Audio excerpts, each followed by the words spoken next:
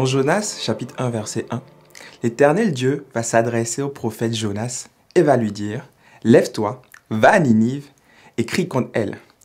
Prêche, apporte un message de grâce et de repentance parce que Ninive a péché contre moi. » Ninive était la capitale de la Syrie. Jonas va se lever, mais au lieu d'aller à Ninive, il va se diriger vers Tarsis. C'est un coup de théâtre, c'est quelque chose qui ne se faisait pas un prophète. Il obéissait à Dieu. Et pourtant, Jonas, qui est un homme de Dieu, va aller en l'encontre de la volonté de Dieu. Au lieu d'aller là où Dieu lui demande, il va dans une direction opposée. Il va être écrit que Jonas va payer le prix du transport pour aller à Tarsis. La première leçon, lorsque nous ne voulons pas obéir à Dieu, c'est que ça nous coûte cher. Ta désobéissance te coûtera toujours plus cher que ton obéissance. Pourquoi est-ce que Jonas décide d'aller à Tarsis au lieu d'aller à Ninive? En réalité, lorsqu'on étudie le contexte, on comprend que Jonas avait une frustration. Ninive et la Syrie, c'étaient les ennemis d'Israël. C'étaient des barbares. Aujourd'hui, on les comparait aux terroristes de Daesh. C'étaient des gens sanguinaires. Ils décapitaient leurs victimes.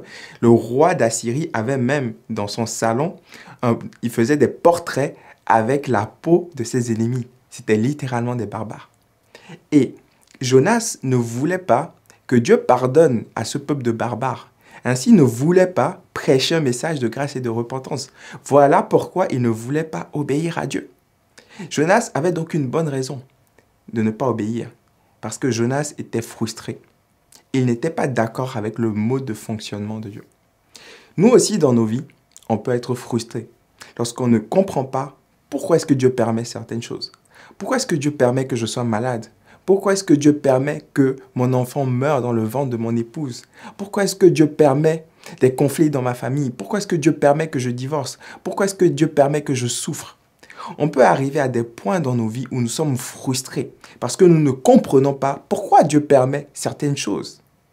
On peut arriver à des points où nous sommes frustrés. La frustration, c'est un décalage entre ce que tu veux et ce que tu vis. Tu veux être marié, mais tu es célibataire. Tu veux travailler, mais tu es au chômage. Tu veux servir Dieu dans un domaine, mais les portes sont fermées. La frustration est un décalage entre ce que je veux et ce que je vis. Et Jonas était frustré. Alors, Jonas va décider d'aller à Tarsis. Mais sur le chemin à Tarsis, une grande tempête va s'élever. Et Jonas va finir dans le ventre d'un poisson.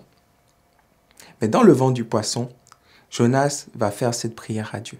Dans Jonas chapitre 2, il va s'écrier, il va prier à l'Éternel, il va crier à l'Éternel et il va dire, dans Jonas chapitre 2, verset 10, il va dire « J'offrirai un sacrifice à l'Éternel avec action de grâce. » Comment gérer nos frustrations?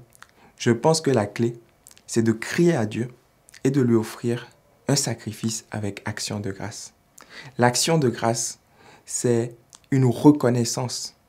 L'action de grâce, c'est remercier Dieu pour ses grâces.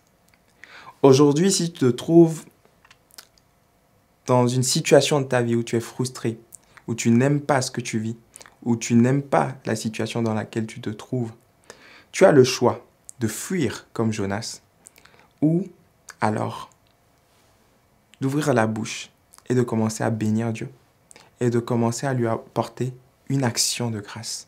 Dis merci à Dieu, dis merci à Jésus pour ta vie, merci pour le salut, merci pour la vie spirituelle, même si tout ne va pas bien. Dis-lui merci. Merci parce que tu prends soin de moi. J'ai le minimum. Merci parce que je mange. Merci parce que j'ai un toit sur ma tête. Merci parce que tu m'as donné des amis, tu m'as donné une église, tu m'as donné une famille. Dis merci pour ce que Dieu t'a donné. Dis merci aussi pour les mauvaises choses que tu n'as pas eues. Dis merci pour les choses que Dieu t'a évitées. Dieu t'a peut-être évité un accident. Dieu t'a peut-être évité une maladie. Seigneur, merci pour cette maison qui n'a pas brûlé. Merci pour cette voiture qui n'a pas déraillé sur l'autoroute. Seigneur, merci. J'ai la conviction que lorsque, devant Dieu, nous apportons un sacrifice d'action de grâce et que nous crions à lui, Dieu nous aide à gérer nos frustrations. Je prie pour vous en cet instant que Dieu puisse vous aider à surmonter toutes vos frustrations. Que Dieu vous bénisse.